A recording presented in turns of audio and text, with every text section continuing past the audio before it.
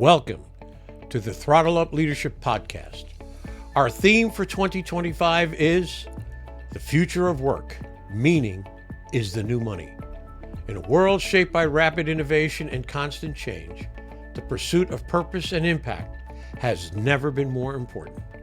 I'm Dr. John Dentico, your host, bringing over 30 years of experience in leadership, strategic thinking, and purpose-driven innovation.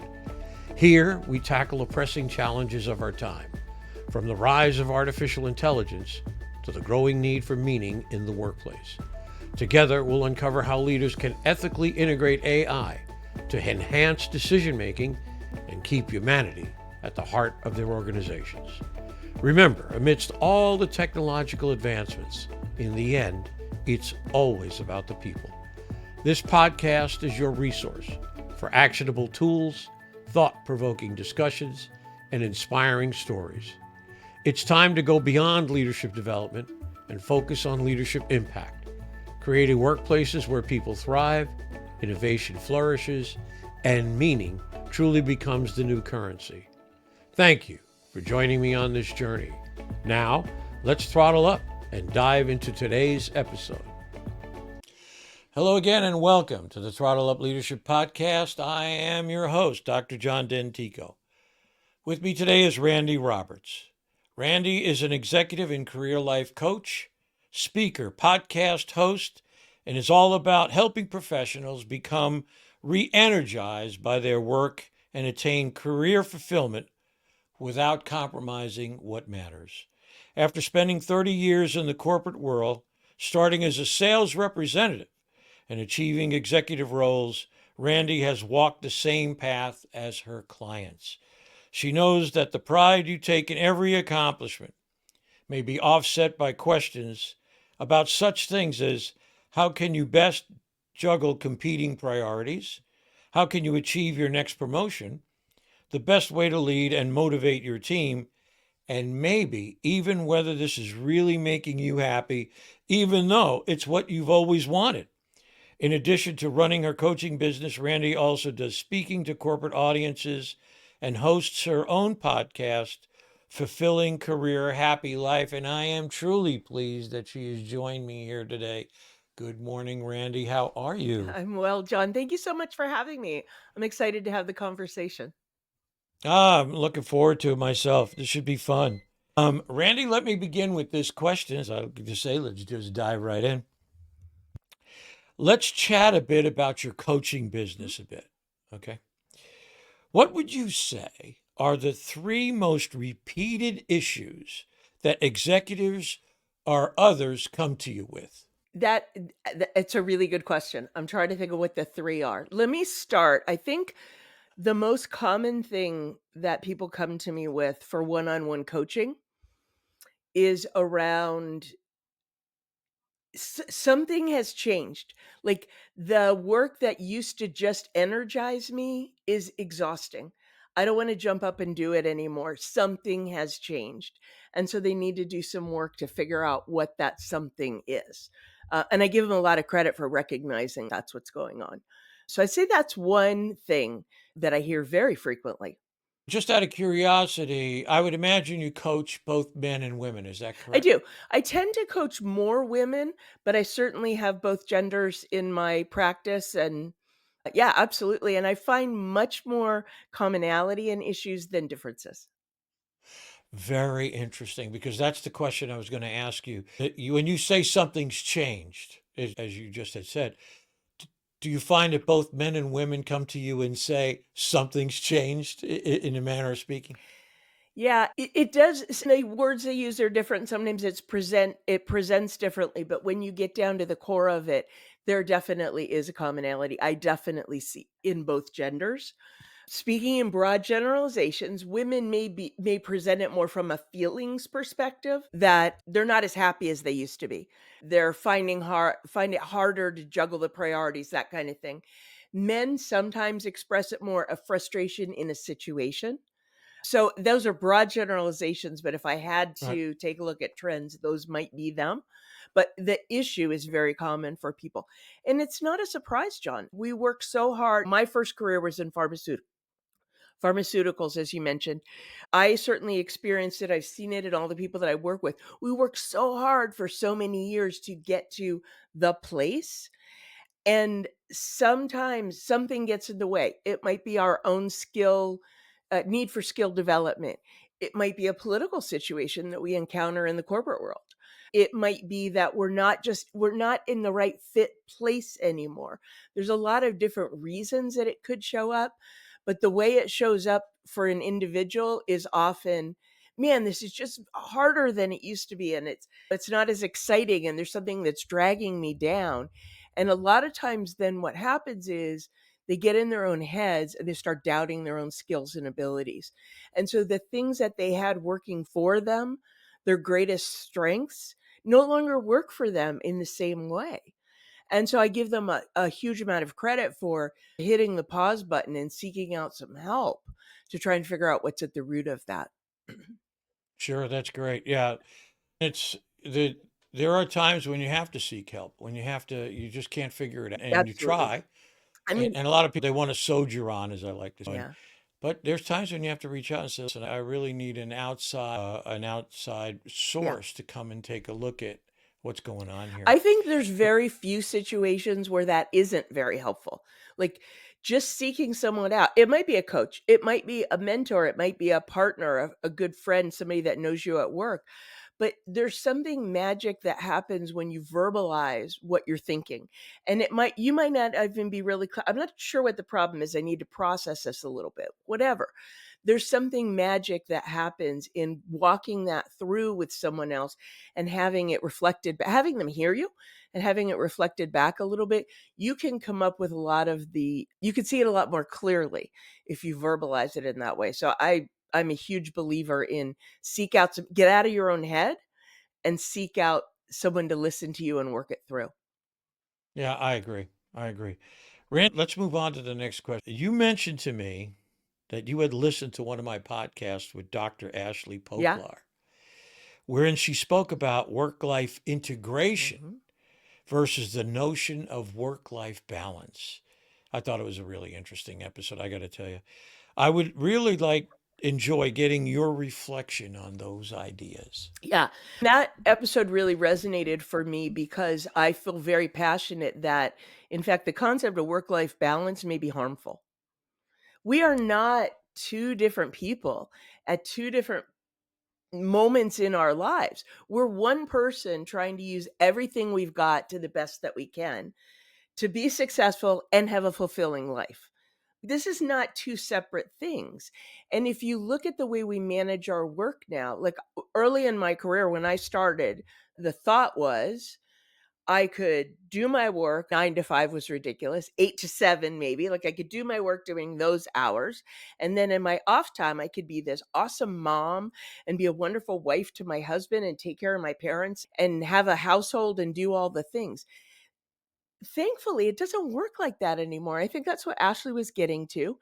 It's much more about integration. It's much more about what's important to you in your life, and you put it together in a way that uniquely works for you.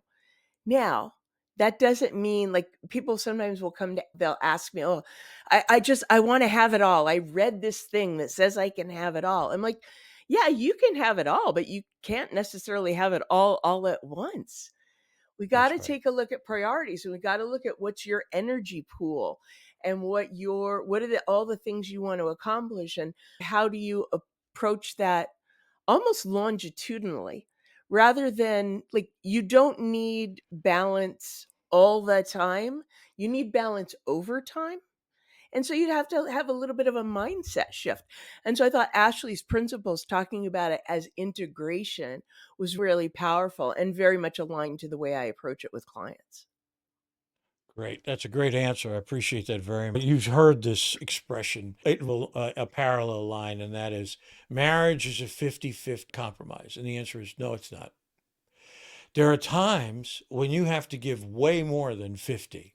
Your significant other is sick, maybe in the hospital. It's just a simple Yeah. example. And you have to rise to the occasion and be there. And I was involved in elder care with my mom for 10 years. It was 24/7, 365. Yeah, there's no A total 50% in that. There's no 50. Let me tell you, it's the hardest thing I ever had to do. And you're just totally absorbed. I always like to say it's a situation where you have no control at the same time you have total control. Total control over the meds and different things and the treatments, but no control over the emotions that another individual will have. You're just trying to hang on at many. I appreciate that comment, really good. And I agree. I think you do what has to be done that's in front of you today.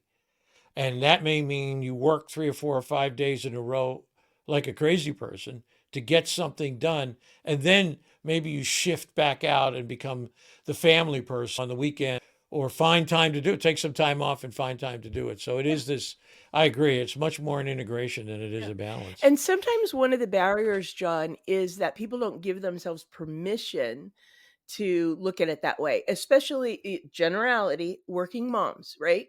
They tend, my daughter's grown and gone. She's married and doing her own thing.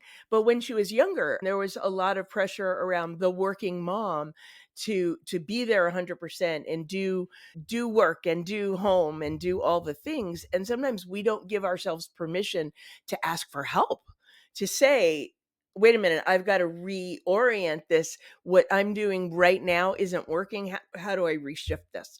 So sometimes we get in our own way on finding a solution. It's interesting you should bring that up because I want you, correct me if I'm wrong here. There is this school of thought, and there is this, let me just say it this way. There's a school of thought that says, if you can't do it all, there must be something wrong with you. Have you heard that? Does that resonate with you? Yeah, and it like makes the hair on the back of my neck stand up. Because who could live up to that? I mean, unless you're wearing a cape and flying around in like Superman or Wonder Woman, it's ridiculous. We're human. And one of the things that I work with clients on sometimes is to do a mental reset between, and I went through this journey myself for sure. Rather than define ourselves as someone who can do it all, we're strong, we're capable, we've got it, no problem. Maybe we define ourselves as someone who is strong enough to know when we need a little help and to provide that. Your work is all about leadership. I think one of the most powerful forms of leadership is leadership by example. And if I hold myself up as a leader who never takes a vacation, who never asks for help when I need it, who never depends on anyone else, not only am I not I'm not setting the example that allows my team to not be perfect, to need help, to ask for help. I'm also never making space. If I never step out at all, they never get to step up at all. So in many ways, I just take leadership by example so powerfully. And if we can do a mental reset on, wait a minute, asking for help is a strength. It's something to be set up as an example rather than something that shows weakness. Wow, game changer in a really healthy way, I think. I couldn't agree with you more. I can't tell you how many guests I've had on my podcast, and inevitably we turn to the subject of authenticity and vulnerability. Yeah. And the vulnerability is saying, you know what? I screwed that up. I made a mistake. And I tell the story that whenever I've done that, when I was when I was a naval officer, or whenever, I'd say, "Hey, man, I screwed that up. I really messed that up." What I found was that people gathered around me. The whole energy shifts. And people say, "Hey, boss, hey, we're okay, man. What do we need to do?" I can remember one time at a wardroom table in the officers' mess and telling the captain of the ship, "Man, I screwed this. I was third in command of the destroyer. So, yeah, I really messed this up." And he looked at me, "What are you going to do about it?" I said, "I'm going to go fix it. And here's what I'm going to do to fix it." He said, "Okay, good. Anything else?" "No, okay." And everybody gathered around me, the executive officer and whomever, and said to me, "Don't worry, just go take care of it. And if they give you any problem, come back and see me." It was this recognition that you're a human being. You're out here, you're doing the best job you can, no matter what. And many times being vulnerable says to other people, "I'm human. We can connect on this level. I'm human." And so I think I love that. I love that example. I think about it almost as I have a very scientific mind. I come out of the pharma world. It's very science-based. And if you take it as a scientific method, life is all about doing experiments, learning from what works and what doesn't, shifting things and trying again. If that's the way the world works, why do we hold ourselves to anything different? As long as we're learning from it, whether it's good or it's bad. If something doesn't work out, yeah, let's learn from it. Otherwise, it's a wasted pain, right? But even if something goes well, let's look at it and learn from it so it can be even better. And so if we're being fair in how we take that approach, it's just a great way to think about it, I think. Yeah, I think so. We're all in the end, it's all about the people, and in the Yeah. end, it's all about being human. Whatever, and I know the AI and all that is playing a role in it here, but in the end, it's always about the people. I have a rather long question I want to Okay, ask you. I'm ready. You I'm ready? Here we ready. go. Randy, over 30 years ago, I read a book called Quiet Desperation: The Truth About Successful Men by psychologist Jan Halpern. It's a terrific book, wherein she writes about what men had to give up personally in order to become, quote unquote, the company men, so to speak. It was the first marker in the road for my own transformative experience. It was, hey, make a right turn here, in a sense. Let's travel a different road. I am so very curious to know if you've seen the same company people issues arise for women. Do women deal with this notion of loyalty to the organization in different ways? If that makes sense. I think, yeah, I understand where you're coming from. And I'm always impressed when a book that you read 30 years ago has staying power like that with you. Kudos to that author for creating something of such value. So I just want to start there. In terms of have women reacted the same way in terms of how they manage the loyalty to the company? Is that's the core of the How they issue? manage the loyalty to the company, and so much as being loyal to the company caused them to give up things personally, if you will. Yes, absolutely. Make personal compromises. Let me say it that way. I'm just curious. Jan did a wonderful job, but all her subjects were men. They were all men in the book, different CEOs, and she went through stories and different things, which I found so illuminating.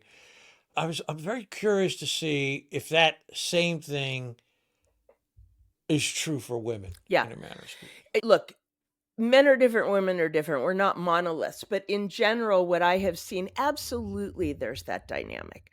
I think it's a little different. It's interesting for me. I wasn't aware of that book. I have always thought a little bit more about women giving up, not having gotten to that career level at that time in favor of family. Men, I think, had to suck it up a little bit more, had to be a little bit more stoic about all the things that they were sacrificing. In my family, I have a very interesting experience because my daughter's 29 now. So this is 1995. My husband was one of the early stay at home dads. We made this decision as a family. How was our family best going to work? How are we going to have the experience as a family we wanted? We decided one of us should be at work, one of us should stay home. For a lot of reasons, I was the one to work, which was great. I felt like I won the lottery. So seeing the journey he went on with how other men experienced it, and a lot of people would say to him, like the women would say, how, because he was at the PTA meetings. He was doing the things that he was surrounded by the women. And they would say things like, wow, you must be very confident to be able to do this. There's a lot of judgment. When he encountered the men, the fathers that didn't get to have those experiences, what he got was a huge amount of, man, you're really lucky. You get to spend all that time with your kids and be that involved. And so it was our own little N of one gender social experiment, if you will. I absolutely have seen women having to give up a lot, and you have to find the solutions for your family, right? There's the traditional gender roles, which luckily are changing in terms of what's the mom's role at home. Why should a career person have to give up a family? I think people should have everything they want. So you have to figure out for yourself what works. In general, women have not given themselves permission, back to this theme, to ask for help, to need help. They think that we should be able to manage it all. And you can manage it all. You can't take a job that requires 100% and take another job that requires 100% and expect one person to do it all. So you have to define it differently. You have to, like, with my family, what was really helpful was getting clear on what was the outcome that we were looking for. What was the sacrifices we were willing to make for that? My husband and I don't have as much money as we would if we were both out in the career world. You know what? We still have enough money. We have exactly everything we want, have done it in the way we wanted, because we were really clear on what the goal was. So we knew what was enough and we knew what to say no to. So using my family as a microcosm example for that, I absolutely have seen that dynamic in women. And I think that we still deal with difficulty in, you hear a lot of talk about imposter syndrome. And I think a lot of that comes from this place of trying to do so many things at such a high level and not recognizing, to my point earlier, you can have balance over time, but you may not have it all the time. I think it's very true for men and women. It's very interesting. I think of this one line I use on myself, and that is that sometimes the most powerful word is no. No, I'm not going to do that. I'm not going to be involved in that. No, I don't want that. Because we're so, I don't know, programmed is the right word, maybe, to yes to this, yes to that, yes to this.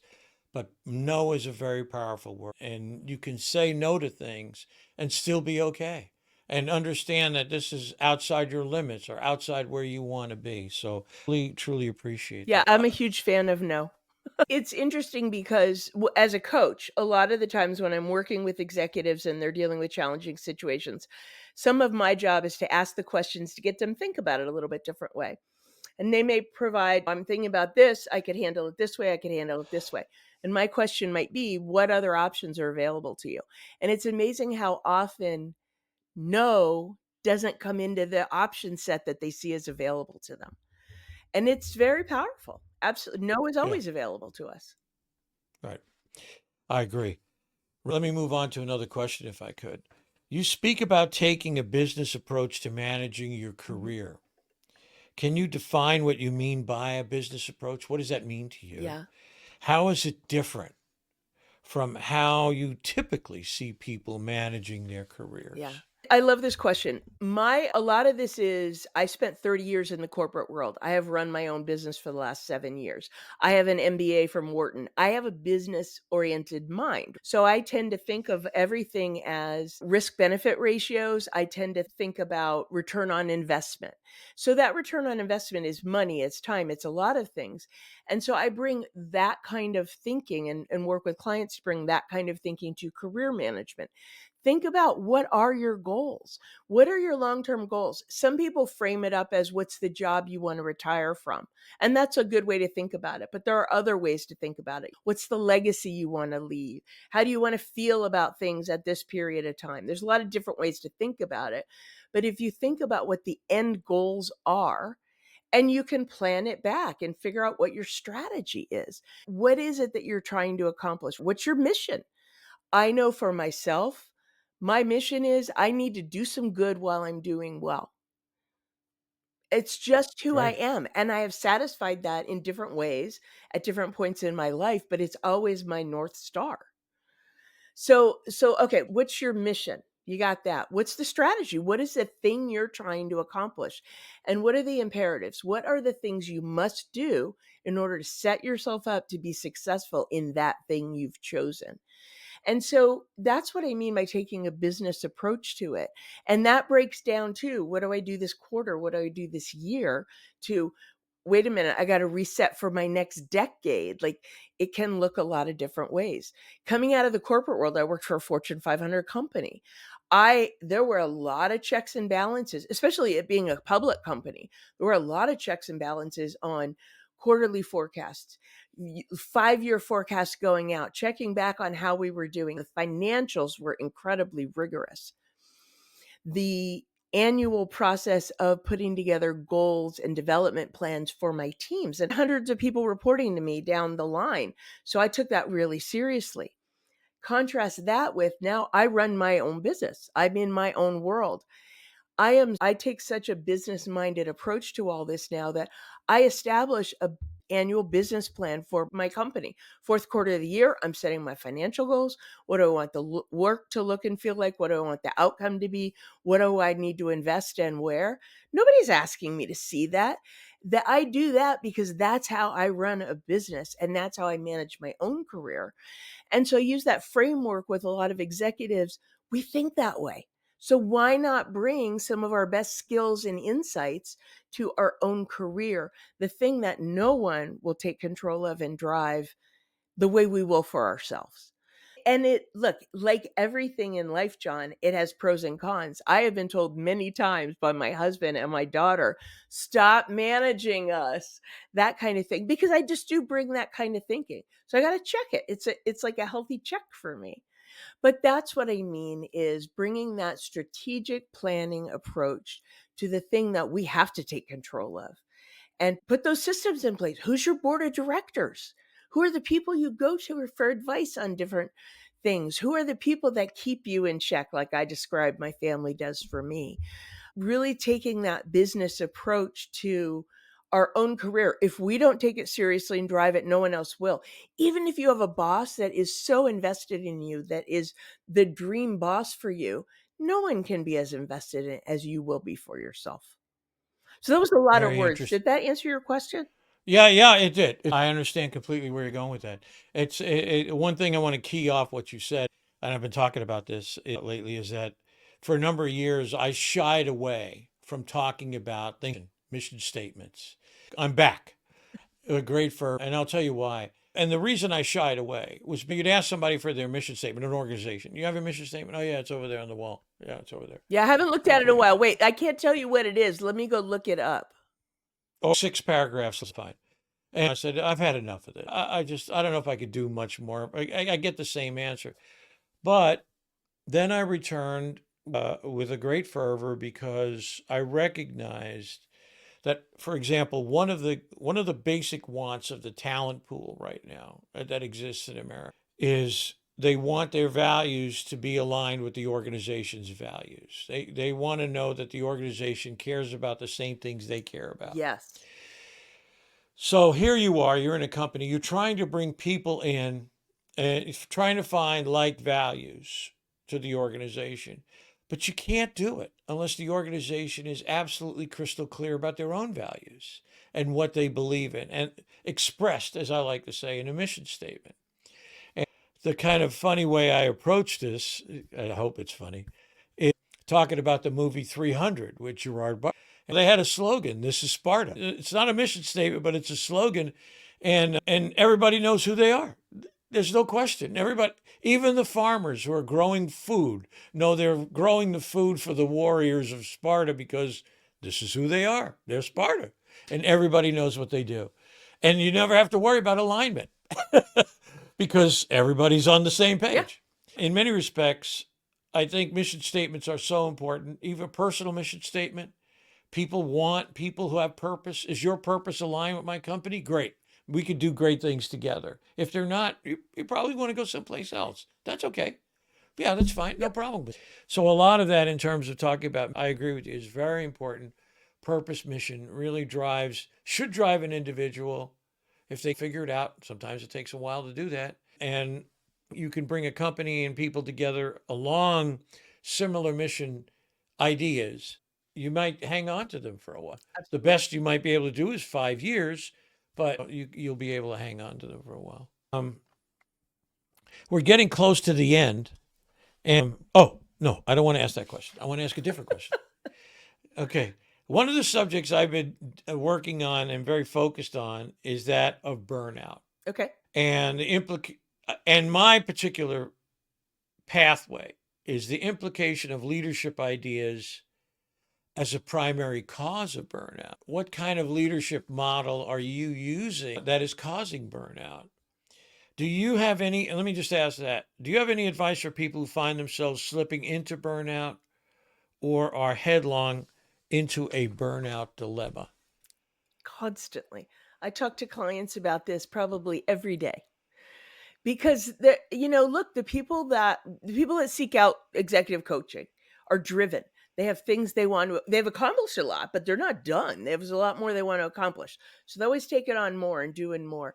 I think many people are dealing with some element of burnout. This is another thing that you can take it for a while, but if it becomes steady state, it's too much. It drains too much. A lot of times what I find is it's to the point we made before about saying no. What can you do less of? We tend to think if you're working on a business and something's not going well and you need to fix it, it's not always layer something else on. Train your leaders to do something different. Start some new initiatives. It might be do fewer things and do them more deeply. So sometimes you have to strip some things away to make sure you're fixing the right problem and really focusing your energy on the right things. In general, I think burnout can very often be caused by trying to do too many things, and some of them just aren't the right things. I agree. I think creativity is an antidote. Get off, do something else. I always say, take a cooking class, go on an archaeological dig, visit a museum, whatever. Pick up a musical instrument.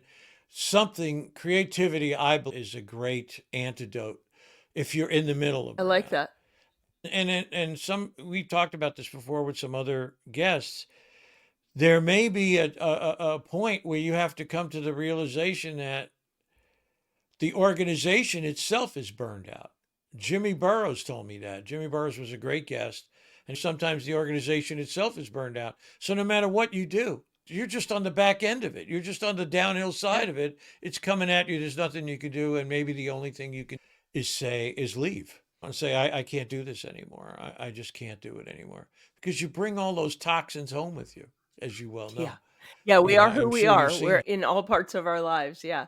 Right. And I have absolutely seen situations where the best solution for someone is to leave. But I've also seen many situations where sometimes when you identify what the problem is, you can make some changes right where you are. And there's a lot of reasons to stay, sometimes financial reasons or loyalty. You feel good about the mission of the company, whatever those things are.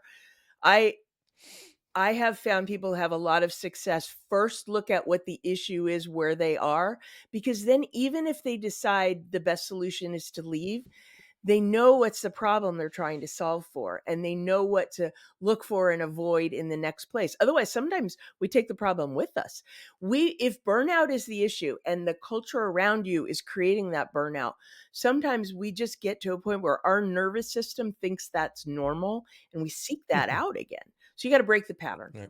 Way to do it, like you said. Another great book that I read in 1997, Man's Search for Meaning, Viktor Frankl's Meaning. I love that book. I reread that every couple of years. It's incredible. Very incredible book. And that had a great influence on me, changed my life. And I've come to understand, we talk about fight or flight all the time. What choices do you have? You can fight or there's another choice. And that choice is called dig in and endure. Sometimes, just as you say, there's financial reasons. You can't leave.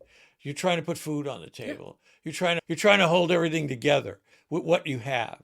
And you just endure. But even Frankl had said, and this is the thing, one of the central points of his book was that suffering nobly or make the best of a bad situation actually creates meaning in someone's life. There's meaning to that you endured, you suffered, you did what you could do at the time in order to make ends meet. And so there's something very positive to say about that as well. Go ahead. John, you bringing that book up, it makes me think about something. That book changed me too. And one of the things that I think about, and I think most of us have gone through very difficult things in our lives, if it's illness, if it's loss, if it's whatever. I firmly believe it's not so much that everything happens for a reason. I'm not one of these people that's blessed with a very strong religious faith that can attribute it to that. Like I would find that comforting in some ways. It's not like everything happens for a reason, it's preordained. It's more to me, for everything that happens, you can find a reason. And I think that's aligned with Viktor Frankl's thinking of you have to go through it. You got no choice about going through it, but you can choose how you go through it and what's the impact on you on the other end. And if you search for something that you have gained from it, learned, deepened, whatever, you will find it. So I'm glad you brought that up, because I haven't had that clarity of thought in a while, and I need to go back to his book. Yeah, it's great. Listen, we're getting close to the end. I'll ask you my last question, and that is the magic wand question. And that is, if you had a magic wand and you could wave it at a particular issue or problem, what would that be, and why did you choose that? If I could wave a magic wand, it would be that people really genuinely love their work while they're achieving their goals. I feel very fortunate. My first career in pharma and my career now as an entrepreneur, I jump out of bed every morning eager to go to work. I love my work. I am as happy. Like on my YouTube channel, I have this clip every Monday called TGIM. Thank God it's Monday, because I'm excited on Monday mornings. I love what I do, and that's what I want for other people. So if I could wave a magic wand, it would be that. Great. I appreciate your time today. It's been great. I've enjoyed this conversation immensely. Some of the points you made was absolutely brilliant, and I appreciate it so very much. I want to wish you all the greatest success in the future. Thank you so much for being here with me today on the Throttle Up Leadership Oh, Podcast. it's been my great pleasure, John. Thanks for having me. Thanks for making me think so deeply. Thank you so much.